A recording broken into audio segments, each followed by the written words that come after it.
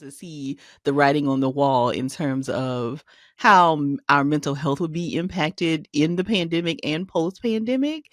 And I really feel like group and community healing spaces are what we are going to need moving forward. Hello, welcome back to another episode of Harmonious Wealth. This episode, I am so excited for it. We have a very special guest, Dr. Joy Harden Bradford. She is in the intersection of psychology and pop culture. She is the creator of the greatest of all time online space for mental wellness for Black women and Black girls. She is also the founder of the Holding Space Foundation that provides healing spaces for Black women and girls, also training mental health professionals and community education. Thank you so much, Dr. Joy, for being on Harmonious Wealth today.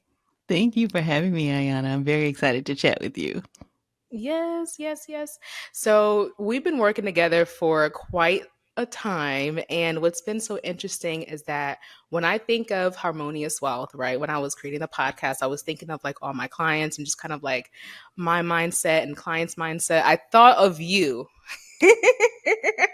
I thought of you because not only do you have success in your business, you're able to change the lives of yourself and your family, but you have that quiet confidence, like that harmonious like energy within you. And it's something that I definitely want to share as far as like, you know, when anyone grows their business, there's trials, there's things that happen, there's like the pandemic happened, right? Like there's things that change in the economy that impacts our mental being as well as how we perform in our businesses and how we grow our businesses. And the fact that you've been able to kind of navigate a lot of those different changes and do it, of course, not effortlessly, but in a way that you have like a very balanced energy. I wanted to share that on the podcast today. Well, thank you so much for saying that. I appreciate hearing that observation of what you think is going on. Right? I know, right? Oh goodness. So talk to us about like how you got started with your company and like how you've been growing and everything. Mhm. So completely accidentally, honestly, Ayana, and I mean, you know this backstory, right? So my background is in college student mental health. So before Therapy for Black Girls was my full-time job, I was the director of the counseling center at Clark Atlanta. And so I have always had like a private practice on the side. So I was at Clark Atlanta, I was at Emory, I was at UGA, and at each of those places, I would have like a day a week where I saw a couple of clients. So I always had like a side hustle kind of business going on, even in addition to my full time job. And so I was still seeing a couple of clients, and I started Therapy for Black Girls. So I started it as a blog, really just as a way to share resources for Black women and girls related to their mental health and wellness. And then we added both the podcast and the therapist directory in 2017. And that is when things really kind of took off. And so it became really difficult for me to manage like my full time job and Therapy for Black Girls. And so I decided, hey, this really feels like it's picking up some steam. I should run with it. And so Therapy for Black Girls became my full time thing, I think, in 2018. Mm-hmm.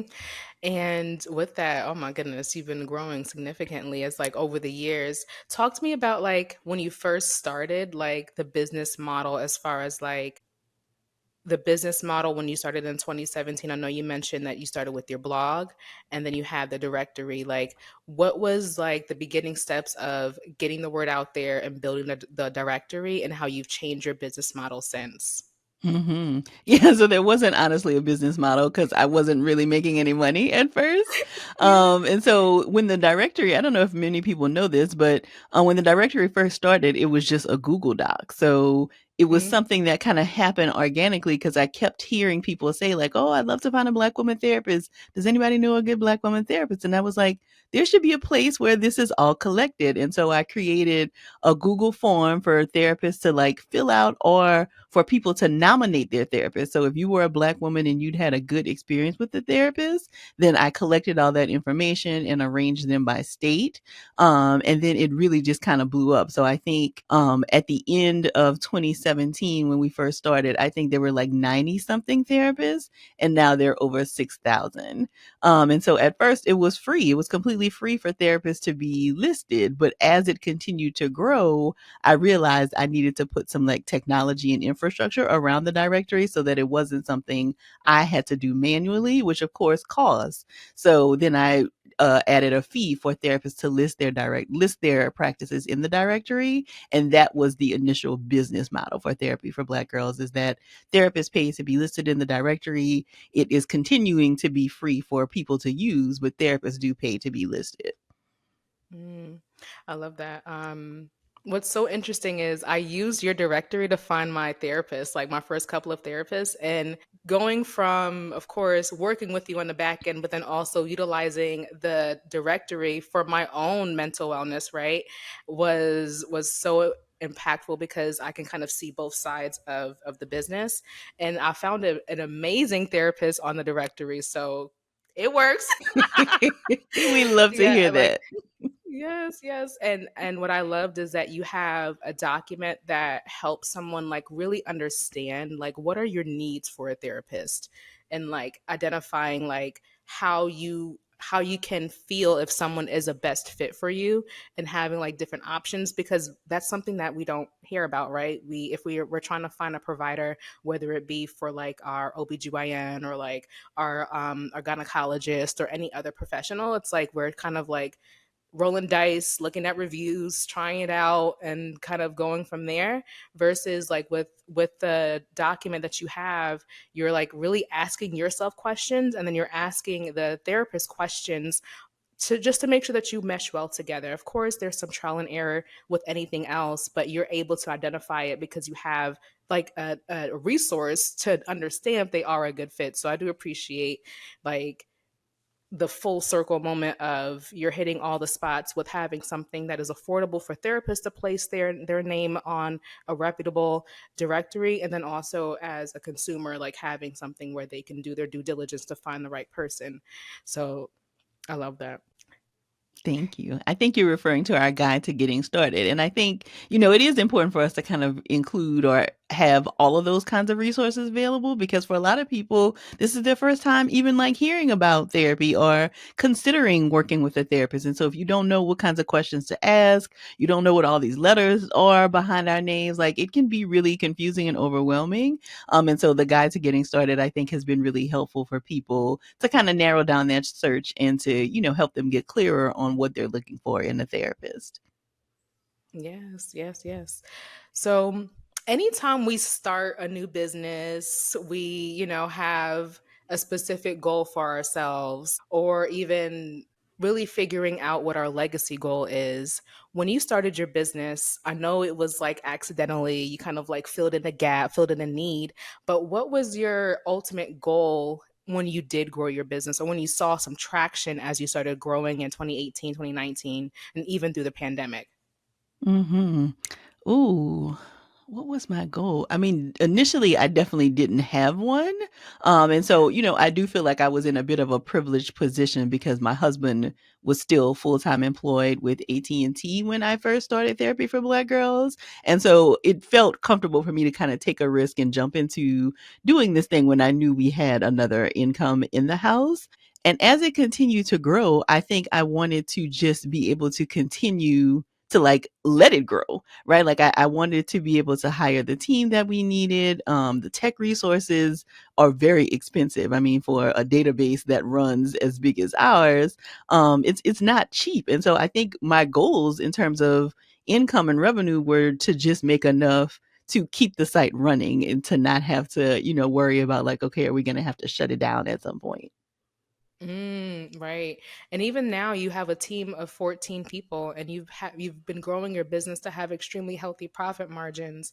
And what's so interesting is you being able to grow to this point. Now you have your family on your team as well as like you have your children as part of the podcast, which is amazing, right? Being able to have that flexibility of meshing like beautifully your life and your business together. Even before then, did you have any money blocks? Like growing up, did you have any money blocks and how have you changed it or shifted it to this point? Mm-hmm. So I don't know.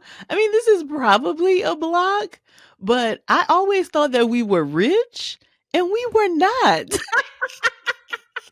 Like I grew up, so I'm from Louisiana. Right. Like my dad has retired, but he worked at a plant and was a photographer, so he also had a side hustle. Ooh. My mom did not actually work for most of my life, but later, I think maybe when I was in middle school for maybe, 8 to 10 years, she worked as a bank teller.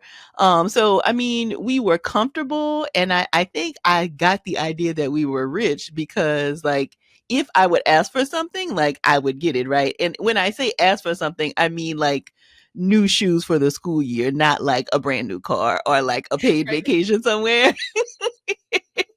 And so I think because, I never really didn't feel like I had what I needed or that I, couldn't get what I asked for, in my mind, that meant that we were rich, but we clearly were not.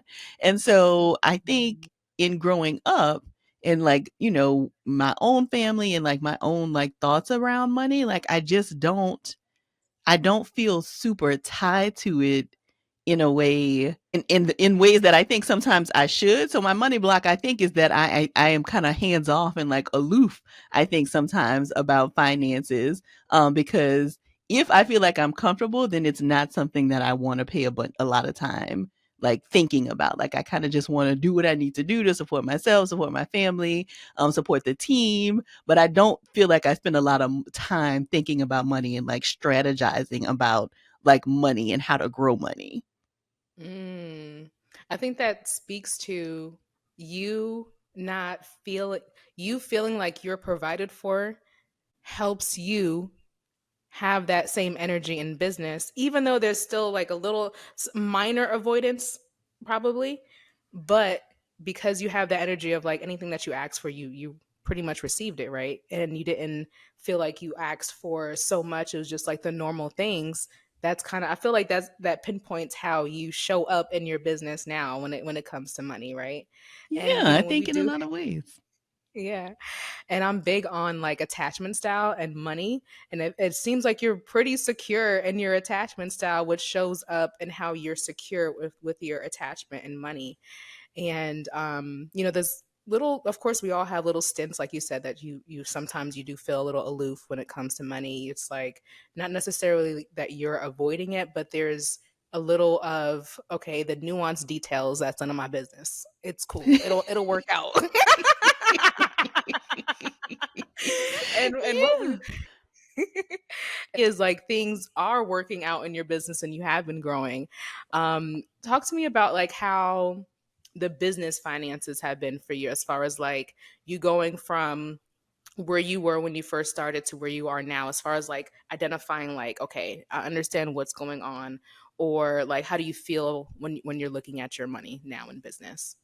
I mean, I honestly, Ayana, you have been a huge part of like helping me to feel much more comfortable with the finances, cuz I do think, I mean, I am somebody who firmly believes in like walking in my space of genius and like letting other people do the same, and like money and numbers and finance, and like that is just not like it's not how I'm wired, it's not what motivates me. And so it has been really hard for me to kind of wrap my mind around like, okay, well, where do we, like, what is your goal for like the next 5 years? Or like, when I think about that, it doesn't ever show up as like a dollar amount. Like, I think about it in terms of like the impact that I want to make, or the way that I want to like have the team feel. Like, I think about it in those ways. And you've been really helpful in helping me to like attach a number to that, right? Like, okay, if you are saying that this is what you want to do, this is what it is going to take in terms of a business and revenue.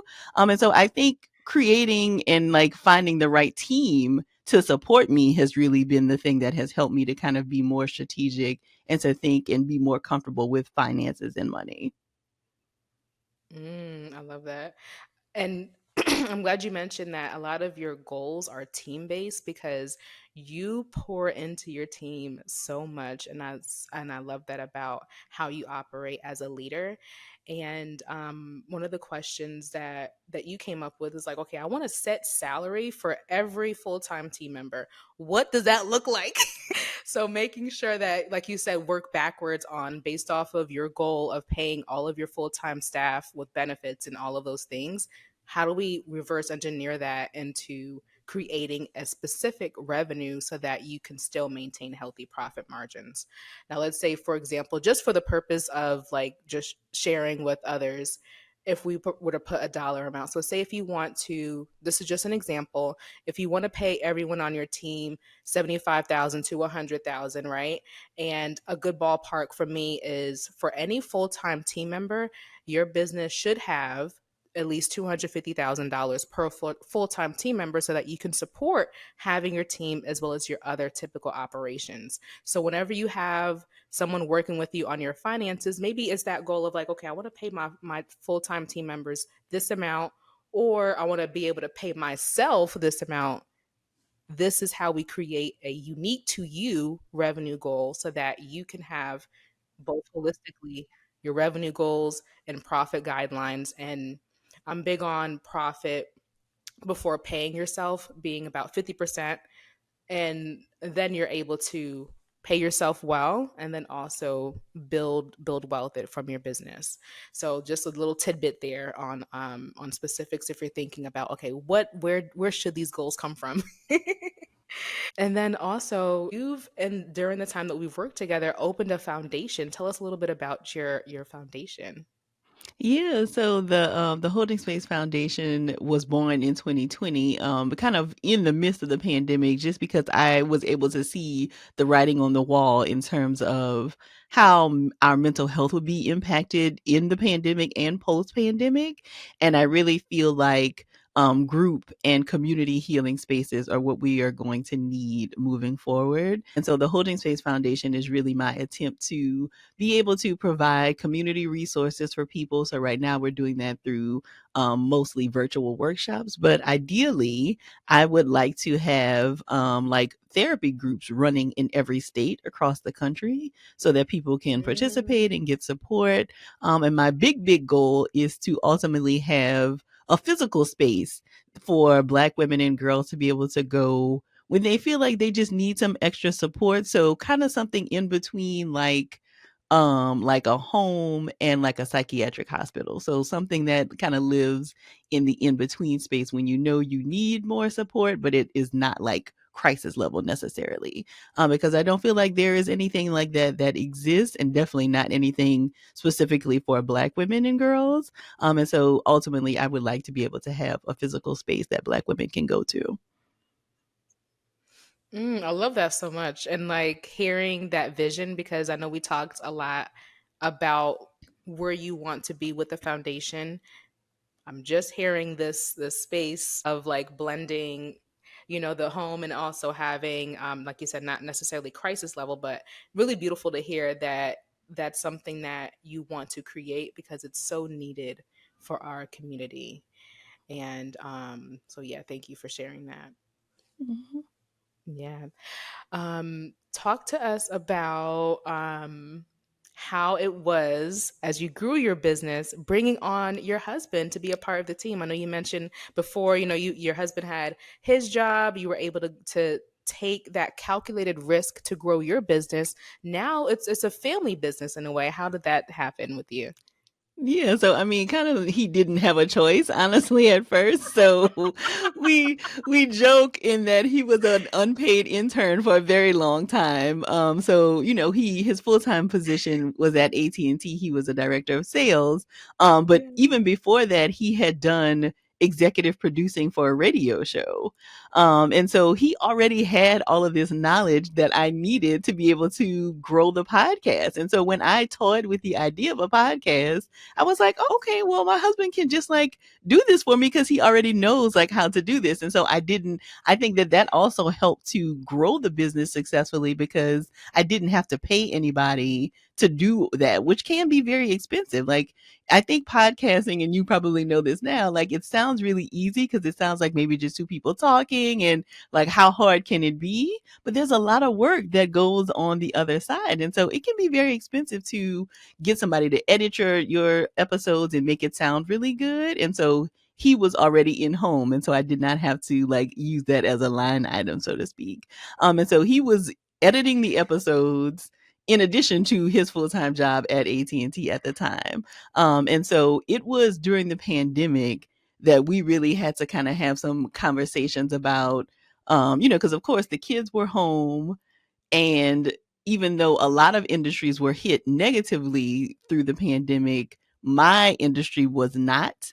And so we saw an even higher uptick in terms of requests for speaking. And, lots of corporations wanted to do these things about like how to support your workforce during the pandemic. We know that there was also a time of, increased racial injustice, and there were lots of calls for like how to support Black employees and that kind of thing. And so my world really kind of ramped up in terms of like what I was offering, and it was very difficult for us to manage as a family, like me continuing to do all of these things, him still working for AT&T and trying to like virtual school the kids.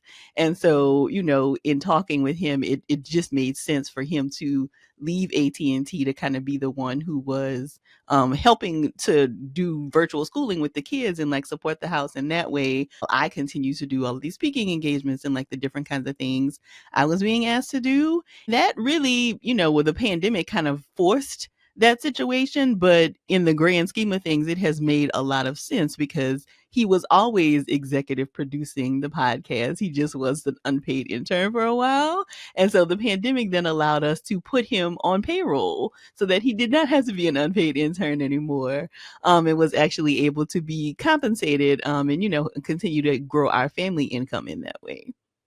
I love it. So, how has it been? Well, obviously, he's been working with the company for so long, but how is it now that he's officially a part of the team? And how has that been as far as like even like with conversations around money? Like, how do y'all navigate conversations around money personally, or even like with the company? So he, just like I feel like I have found you to support me in the business, like he is also that in our family.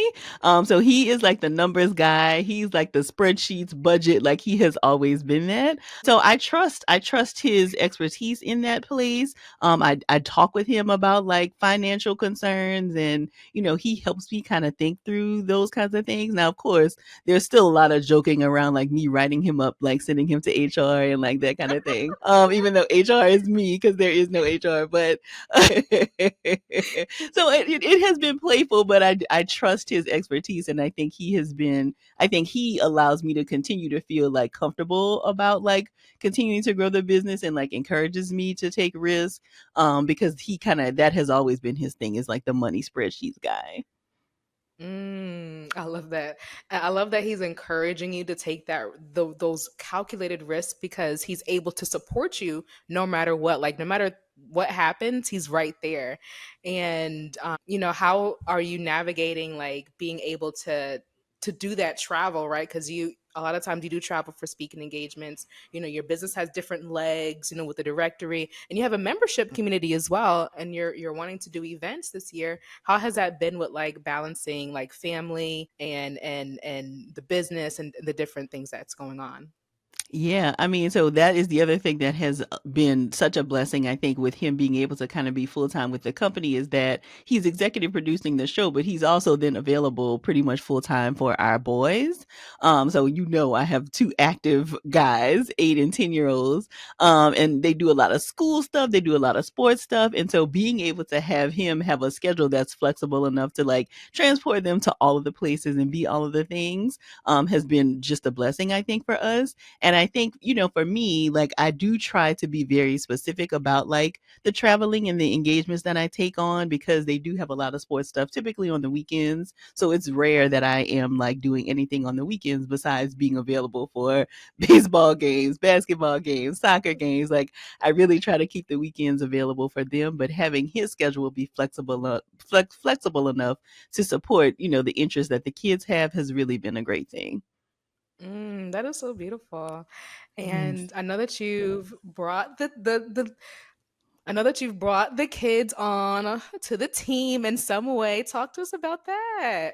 Yeah, so, it just is fun to kind of see the kinds of things that they are interested in, and so it's cool that I've been able to, like, add them as members of the team to do either ads on the podcast. So there are sometimes we get, ads for a specific thing. So there was a company who does a lot of, you can get, like, a box of goodies every month that are specific to, like, allergens, and my 8-year-old has a lot of food allergies. And so when this opportunity came along to be able to work with this company, it felt like a great fit for him to, like, pick out what things he wanted in his box, and then he did the ad for that actual podcast ad. Or if there are, like, certain family films that come out, we will do a podcast episode around, like, our review of the film, if it makes sense. And so, they have enjoyed, and I also, every year, the last episode of the year, they do a little, like, New Year's message and, like, a what do they want, people to kind of take into the new year.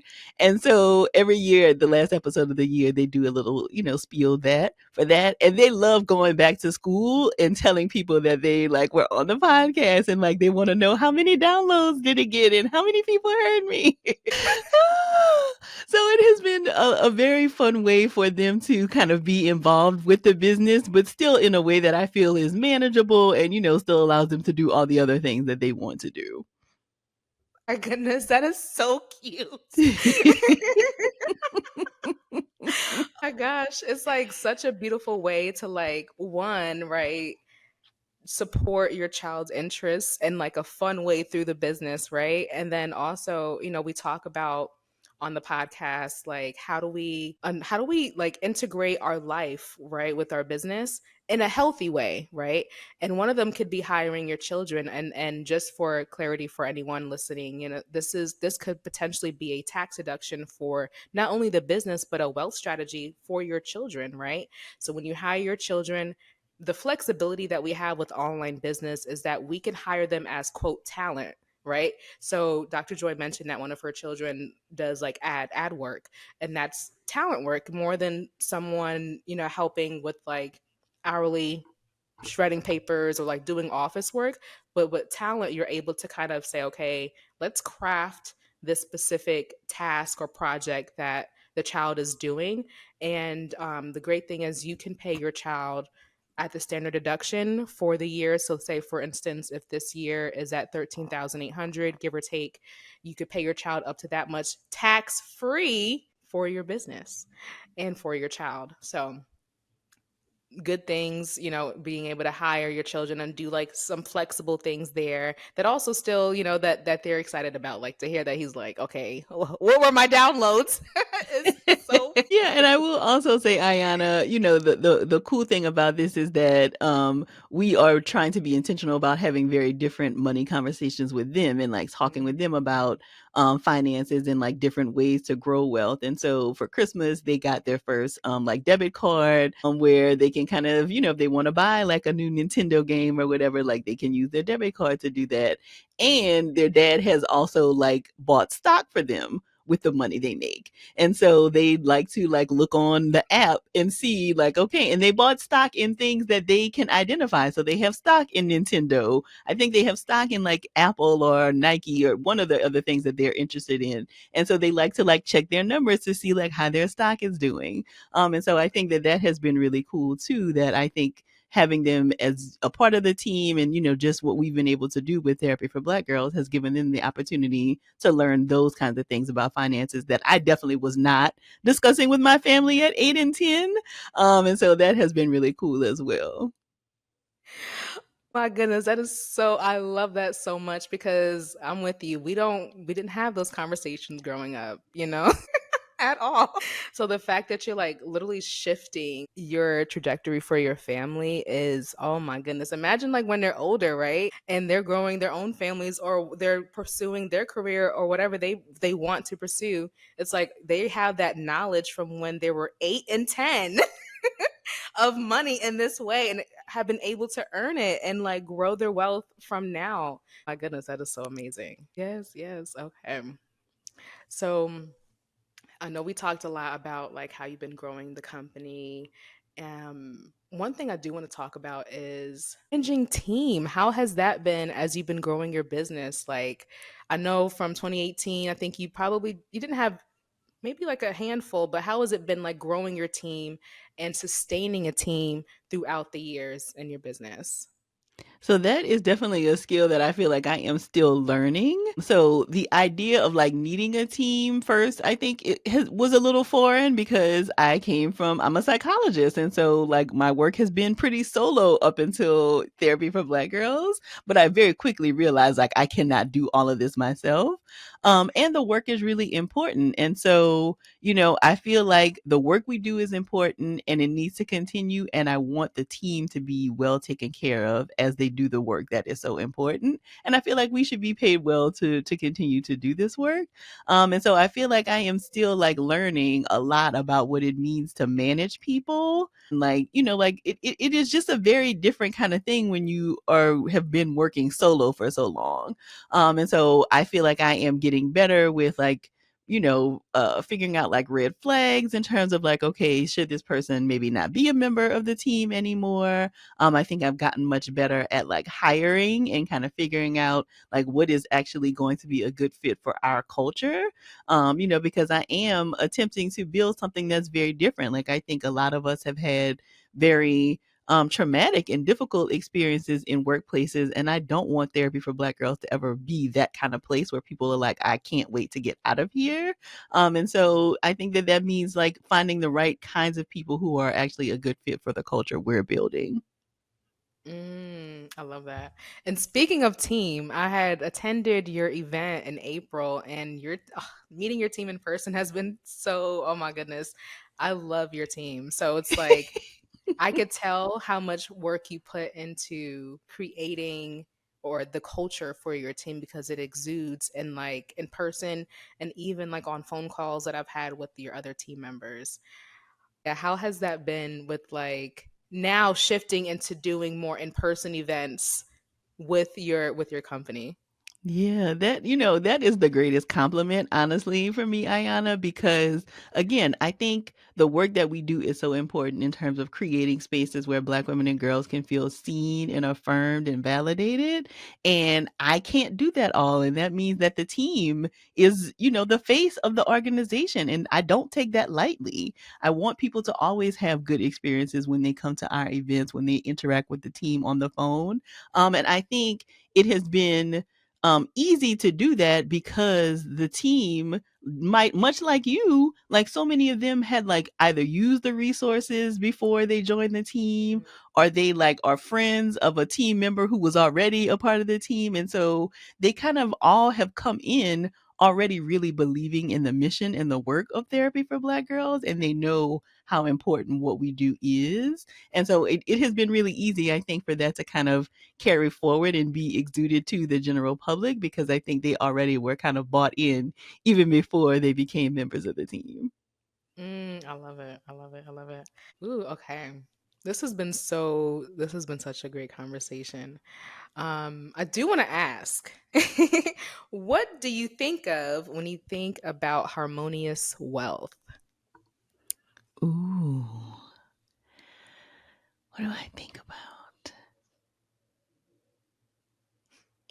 I think about like not stressing. I think harmonious wealth to me means that you do good work and then the money will eventually come. Like I think that is how I attempt to lead the organization. Maybe sometimes to my own detriment, but I just don't want to stress about money. Like I want us to continue doing good work and to trust that we will be paid well for the work that we do. I love it. I love it. And I feel like that's exactly how you show up when it comes to money and like especially our money conversations. So yeah, thank you for sharing. Hmm. Yes. And where can people find you? I know people could find you, but where can people find you? So I am all over social media. I am personally at Hello Dr. Joy, but you can also find all of the resources we have available at therapyforblackgirls.com. That's where you will find our therapist directory that we've talked about, our membership community called the Sister Circle, as well as our podcast. So there's a weekly podcast that drops every Wednesday morning, full of great conversations to help you to prioritize mental wellness. Thank you so much. Thank you so much. Any any piece of advice that you have for entrepreneurs like growing their business, growing their team, and even having like harmony with their business and family? Ooh, I would say to hire sooner than you think you need it. Because I think that is something that entrepreneurs don't do well enough is like we try to do it all on our own at first because there may not be resources or, you worry about how you're going to pay them. But even for a couple of hours a week, like I think most people typically hire like a virtual assistant or something at first. And I think that that is a great idea because then it just frees up more of your time to do the kinds of things that actually can increase your revenues. Hire sooner than you think you need to. I love that. I love that. Thank you so much for sharing. Thank you for joining the Harmonious Wealth podcast. Thank you for having me. It's been such a fun to chat with you.